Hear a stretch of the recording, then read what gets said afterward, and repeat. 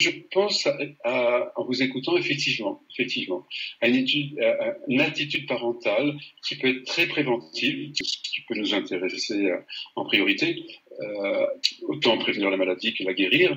Donc, c'est d'éduquer les enfants en valorisant l'expression de leurs émotions. Et ça semble rien, et en fait, c'est tout. C'est tout, et c'est énorme. On est, je crois, dans une civilisation moderne, dans une culture qui bâillonne les émotions et qui vit les émotions par procuration. Nous allons au cinéma, nous allons au théâtre, nous écoutons de la musique, nous admirons des gens qui ont des émotions.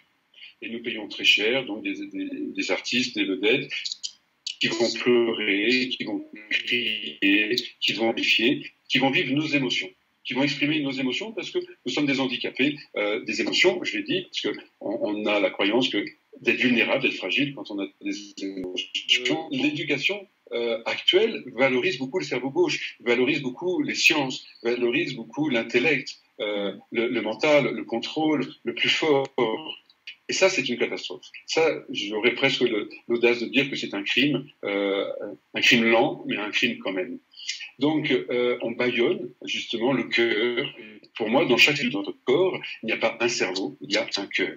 Il y a un cœur qui a des émotions dans chaque organe, dans chaque cellule. Et mon métier, c'est d'entendre ce qui n'a pas pu être dit, exprimé. C'est pour ça que je ne fais pas concurrence aux psychologues ni aux médecins. S'ils le font, ben moi, j'ai pas besoin de le faire. Donc, mais si les parents non seulement le font, mais valorisent cela chez l'enfant, et ça veut dire qu'ils le font eux-mêmes et qu'ils expriment eux-mêmes et que papa et maman disent j'ai peur quand il a peur, qu'ils soient authentiques sans être romantiques ou larmoyants ou autre chose, mais être vivant là aussi, qu'on ne soit pas dans une espèce de mensonge social qui est les parents, ils ont tout réglé, c'est des cerveaux, tout va bien, etc. Non, ils ont le droit de pleurer, ils ont le droit de rire, ils ont le droit de chanter. J'ai des histoires comme ça où les parents évitent aux enfants d'aller à l'enterrement de la grand-mère parce qu'il faut pas pleurer, il faut pas voir les autres pleurer. C'est juste du grand n'importe quoi. Parce que l'enfant, 30 ans plus tard, il est traumatisé de cela. Donc c'est l'échec, ça n'a pas marché du tout. On utilise un enterrement, on pleure un grand coup, c'est un acte symbolique, c'est un acte thérapeutique, c'est un acte familial fort. Et donc à ce moment-là, 30 ans après, il n'y a rien, il n'y a pas de traces, il n'y a pas eu de traces de ça. Donc voilà, si vous m'en donnez donc la permission, ce serait vraiment ce conseil-là de revaloriser notre cerveau droit, de revaloriser la littérature, le français, la poésie, la musique, les arts, une certaine valeur il y a 50 ans ou il y a un siècle. Il y a un siècle, en ayant fait ses universités, en ayant son bac littéraire. Aujourd'hui, est-ce que quelqu'un qui a un bac littéraire va faire médecine? Bien sûr que non. Donc le médecin, il y a un siècle, n'était pas le même. Il fallait qu'il aille chez le patient, et qu'il connaisse la famille, etc. Donc là, c'est bien, comme la médecine a évolué, mais il y a quelque chose qui manque. C'est-à-dire d'écouter ce qui affleure là dans notre symptôme, c'est-à-dire l'émotion. Et donc, si les parents, si les professeurs, si les instituteurs, eh bien, valorisons ce qui est là naturellement. Je m'appelle, à l'époque où j'étais marié, il y a de nombreuses années, mon fils rentre de l'école, il pleure.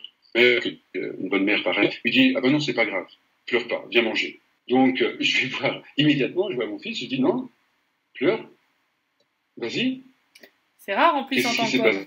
Si tu veux en parler ou pas, peu importe, mais t'as une émotion, vas-y. Il a pleuré 2 minutes. Il m'a raconté un truc qui s'est passé à l'école, brièvement, c'est fini. 10 ans après, 20 ans après, c'est fini.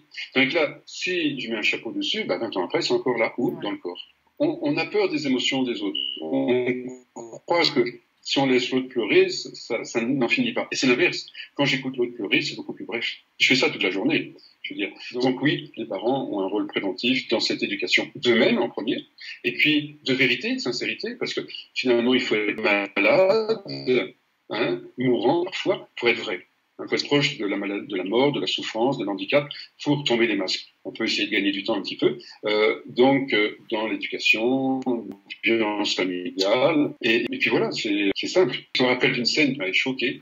C'est le 11 septembre à New York. Et puis, une femme est en face de Manhattan, et puis il y a le crash des avions dans les tours, et puis elle hurle à la fenêtre. Et il y a son fils qui arrive, dit « Qu'est-ce qui se passe, maman ?» Et la mère dit rien du tout, regarde la télé, puis elle lui met un dessin animé de Walt Disney, tout va bien, tout va bien. Et colle l'enfant dans le mensonge. Le met dans, c'est plus un enfant, quoi. C'est une espèce de robot ou d'ersatz de l'humanité. Et dans le déni total. Et ça, c'est une catastrophe. Ça, c'est une catastrophe. C'est un crime, entre guillemets, puisque ça, pour moi, ça va aller dans le corps.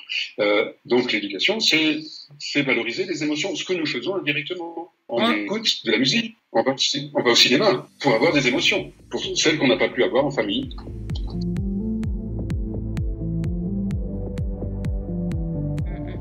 En même temps, vous dites qu'il faut faire tomber les masques, qu'il faut favoriser l'authenticité. Et dans votre livre, on trouve cette métaphore de la scène de théâtre que je peux pas ne pas aborder avant de finir notre entretien quand même.